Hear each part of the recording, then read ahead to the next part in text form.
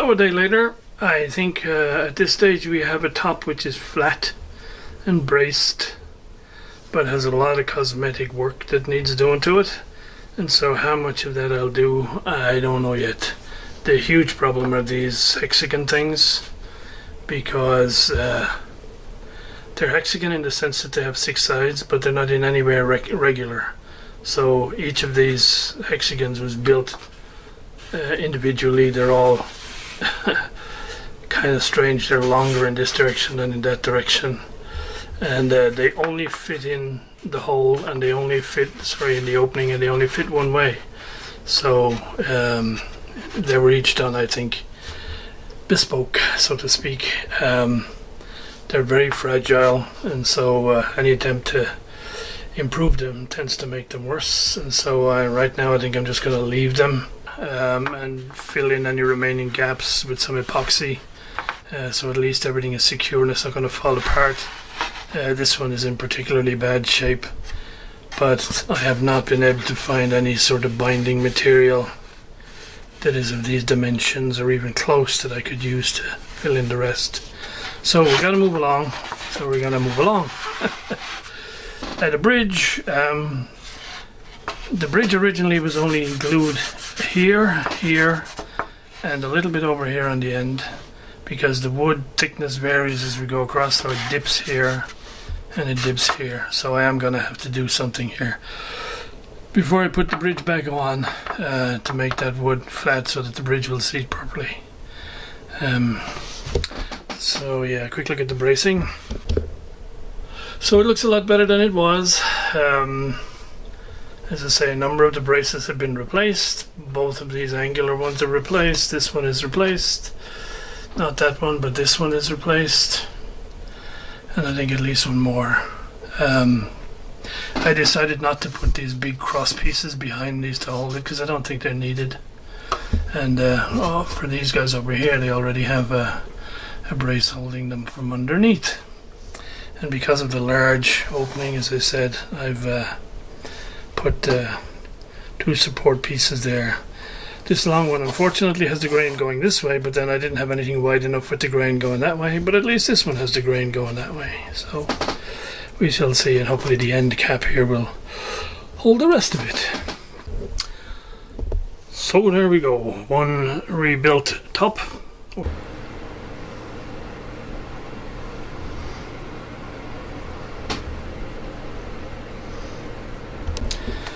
Something else has been baking my noodle on this thing.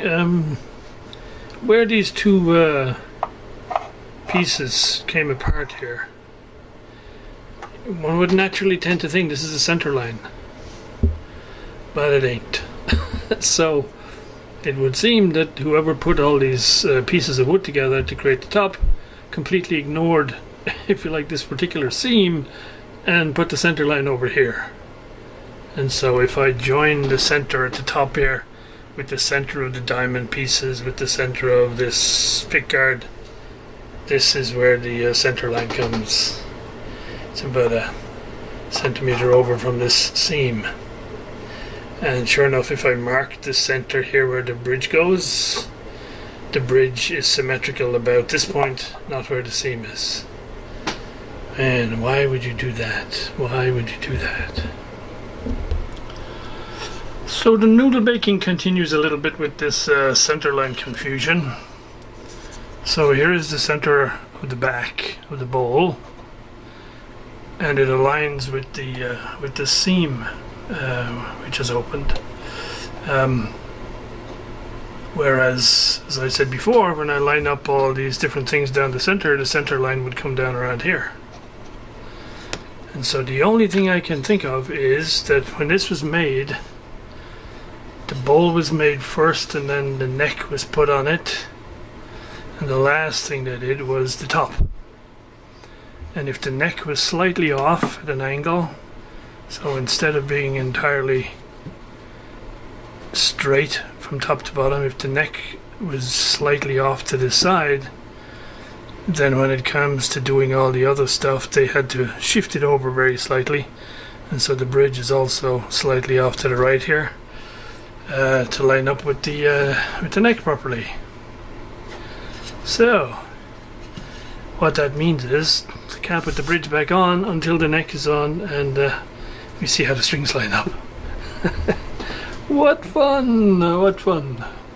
Like I said, you know, not the best quality instrument, so just the sort of thing to be messing around learning on. So some bits and pieces have arrived. So we have a new set of tuning pegs made of Indian shisham wood, otherwise I believe known as Indian rosewood, which I can fully understand because it looks just like rosewood. Definitely much better quality construction than these guys. Also, being ambitious, I got a couple of sets of strings and the special long plectrum that is used to play this instrument. And crucially, the book on oud construction has arrived. And so I'm pleased to say it does have the information I want. It has things like fully dimensioned drawings. They're not to scale, so I was thinking I could scan these, convert the necessary lines into vector drawings, resize them to the right size, and we might even fire up the old CNC for some of this. We shall see. It also gives the dimensions for the neck and critical things like the angles and all this sort of stuff. So at this point I'm going to go and lock myself away. Lots of cups of tea. Learn as much as I need to about the whole neck piece of this and the peg box, and when I have the necessary, the one important thing I am waiting for is a reamer for doing the peg holes. I don't have a reamer, and so that is en route, because I didn't find anyone locally. So guys, more to come when I've learned a bit more and we're going to get stuck into making the new neck and peg box.